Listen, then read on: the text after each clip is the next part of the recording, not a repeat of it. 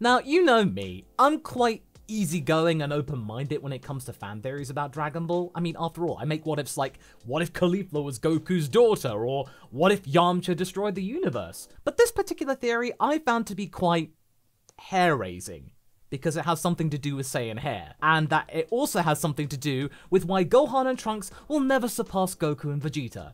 It's not because Goku and Vegeta are the main characters, no. It's because their hair grows, and it keeps growing. And therefore, that's why they'll always lose. I'm sorry, Dragon Ball Superhero had something to do with Gohan Beast? And did you see the beast of his haircut? I could easily end the video right here, but no. I wish to share with you the article from you know where? And thanks to Daniel, by the way, for pointing this out to me over on Facebook. Don't forget to like and subscribe if you want to see more of these kind of commentary videos, as well as my regular content like shorts and what-ifs and discussions and whatnot. Anyway, thank you very much. Let's get into it. So just for the sake of the author, I'm not going to show their name right here. That's not the point. The point is that Screen Rant should really not be making things like this. It goes against journalism as a whole. Goku and Vegeta's hair actually proves Gohan and Trunks will never pass them. What? That's nothing. Don't you remember the fact that in Superhero, Gohan says, "I'm not sure whether my dad or Vegeta could have beaten Cell Max." There is still that debate. That powers will keep on going. Now Gohan and Piccolo are way up the ranks again. It's all to play for. So what's it got to do with the hair? And again, Gohan Beast's hair, tallest ever. While Dragon Ball's Trunks and Gohan are arguably destined to surpass Goku and Vegeta, there is one thing that's holding them back, their hair. So, hang on, this contradicts it almost immediately. We'll never pass them, arguably destined to surpass Goku and Vegeta. I can already debunk this right now because Vegeta said in episode 30 that Gohan had the most potential out of all of them if he just applied himself, like he's done on the latest movie, and Piccolo's done that too. So the pair of them, they come as a package. They've effectively already done it and showed that they have a lot more potential. In the current state of Dragon Ball continuity within Dragon Ball Super, Goku and Vegeta are operating on a level akin to cosmic gods in terms of strength, so it's no surprise that their respective children, Gohan and Trunks, arguably haven't been able to keep up. No, they haven't been able to keep up because they've not been practicing with God Ki. Even though technically Shin has been training with Trunks in the future, because obviously they have to deal with Boo and the like, so there may be some element of God Ki within Trunks. I'm surprised we've not seen Ultimate Trunks, like, seriously. Surely Shin might have been able to do that before he expired and whatnot, but that's not for today's video. That being said, even if Goku and Vegeta are stronger than Gohan and Trunks, one would think that the hair would be the last thing that would put them over that proverbial edge, but sure enough, that is exactly what the manga has indicated on more than one occasion. I already know what they're going to be talking about here, so I'm going to cut this paragraph right here because it doesn't really kind of talk about things, the meat of this particular article. So, according to Chapter 389, Cell declares war on Earth by going live on television, so yada yada yada. He makes an announcement, #Cell Games, etc.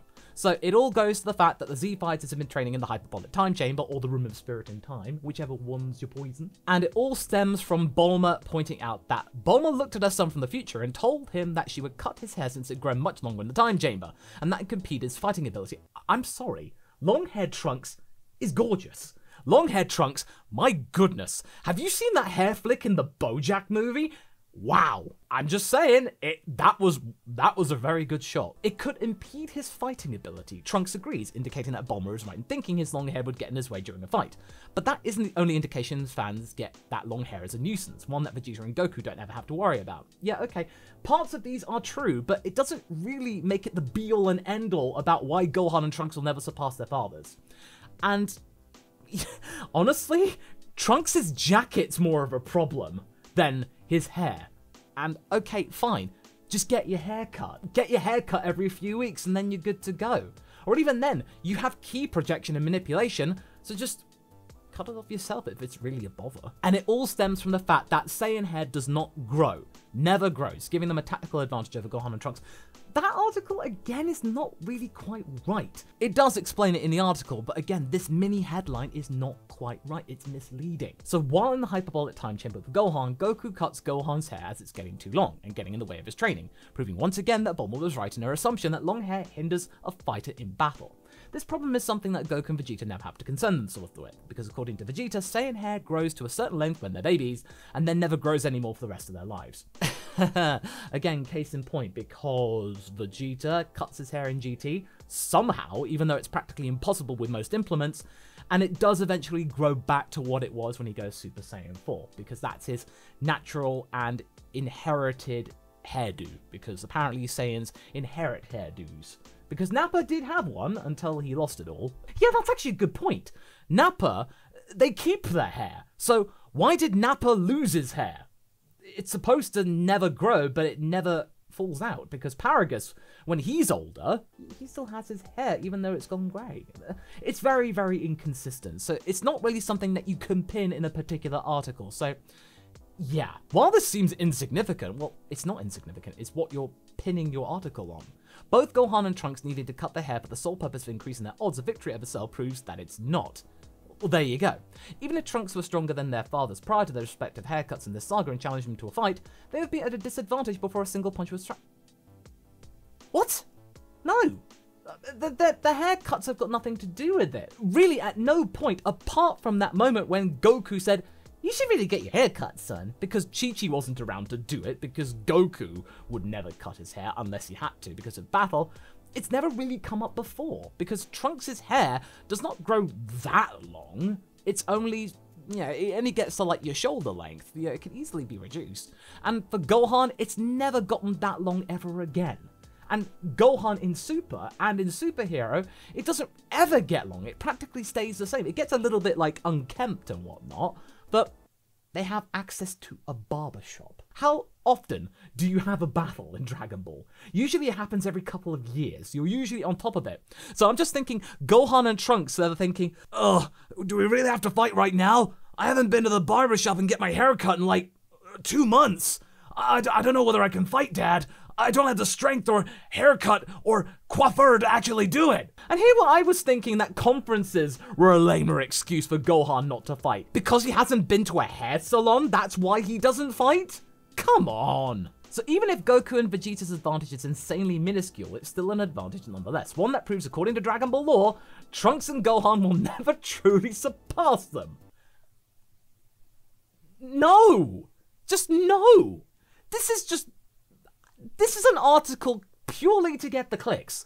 And yes, I've fallen into the trap of talking about it when I should really just leave this article to rot in the depths of the internet so that the Wayback Machine has trouble finding it. But I'm sorry. The fact that you're pinning your hopes on Gohan and Trunks never surpassing their fathers because of this?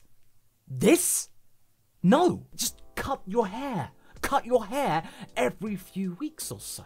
And yes, I'm probably getting over the top annoyed about this, but these two characters, Trunks and Gohan, they have a lot of potential. And even though Trunks' fighting for the future never really went anywhere, you can't blame it on his hair, because Zeno did it. Zeno scuppered his chances of fighting for the future. And as for Gohan, the reason why he probably will never surpass his father is something to do that he doesn't have the spirit to keep going. Now that might be changing though, because thanks to Super Hero, Haverock and I have managed to deduce to the fact that thanks to Piccolo actually badgering Gohan enough and actually saying, you should really actually defend the planet, boy, because Goku and Vegeta may not be around and you should really protect your daughter as well, that probably saved his and Videls' marriage. So that's just another kettle of fish. By the way, video up top if you want to get the full context about that. But there are other factors as to why these two characters may not surpass their fathers. They're half Saiyan. They have human tendencies as well as Saiyan tendencies. Their priorities are not the same. That's why they may never surpass their fathers, but they do have a lot of advantages. And even Vegeta, who's the smartest of the two pure-blooded Saiyans on the planet Earth, says that Gohan does have a lot of clout and potential in order to actually be better than them. That's why Gohan Beast is a thing. And once that Beast power is actually unleashed even further, it's great. It's a fanfiction writer's dream. Have you seen the dub version of Super Hero? Carly Bear, the voice of Gohan, clearly had a lot of fun going, "Oh, it's my turn." It sounds like an early 2000s fanfic the way Gohan Beast actually talks about, and I love it. There are ways for them to actually get better, and the Beast hair is practically the full size of his torso. And that didn't stop him. And Gohan, Beast, and Ultra Instinct Goku and Ultra Ego Vegeta, we don't know the full facts about it, but that could easily be competitive. Those two characters have been brought back to catch up with God Ki-based characters like Vegeta and Goku. Those two are back there. And Trunks, he could easily get powerful in Super Dragon Ball Hero. He has God Ki now in there, so those people, they can easily equal themselves, but they have different applications to their fathers. That's why they may never surpass them. Nothing to do with their hair length. And honestly, that's just a really vapid excuse. But then again, Toriyama can be quite vapid and weird sometimes, so it's just a little tidbit, and it's easily fixed. Because what does Gohan go and do at the end of that saga? He kills Cell. Need I say more? And if Dragon Ball Z ended when it was supposed to, then Gohan would have been the strongest character and the defender of Earth, and the torch would have actually genuinely been passed from Goku. There you go. So this article is just... no. I'm open-minded, folks, but even this is just tenuous. Anyway, folks, let me know what you think in the comments. Does this actually carry some weight to it? Or do you think that it's also just a bunch of hot air or something like that? You really shouldn't be judging a character on their hair length or something like that. Because future Trunks with the long hair. Chef's kiss. Anyway, I'll see you in the next video, folks. Take care, have a good weekend, and I'll catch you later.